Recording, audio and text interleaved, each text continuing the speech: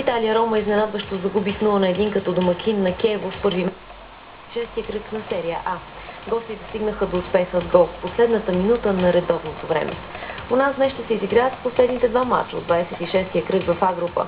От 15 часа Черно море посреща Литекс, а от 17 Пловдив Ботев и Локомотив. Ето всички резултати в мачовете до момента.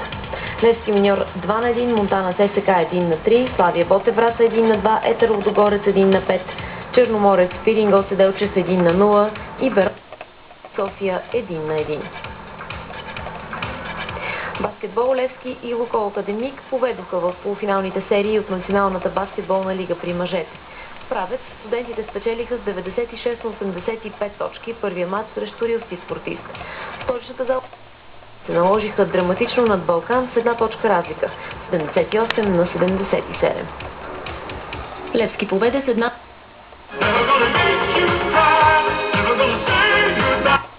Помня на семейството на анкетираните. Едва 2,5. Питаниците на Константин Папазов. При 2013. Радио Фокус и информационна алкохол в кръвта, статуята на Маркс е върната на мястото им. Статуите, достигащи на от 50 страхотни награди седмично. Купи Nokia Lumia или Nokia Asha до 30.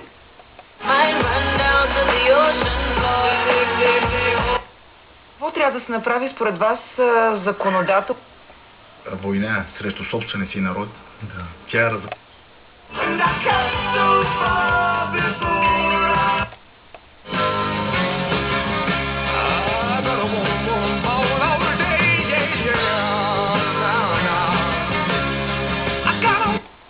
крайния успех. Марко Маринович вкара 20 точки за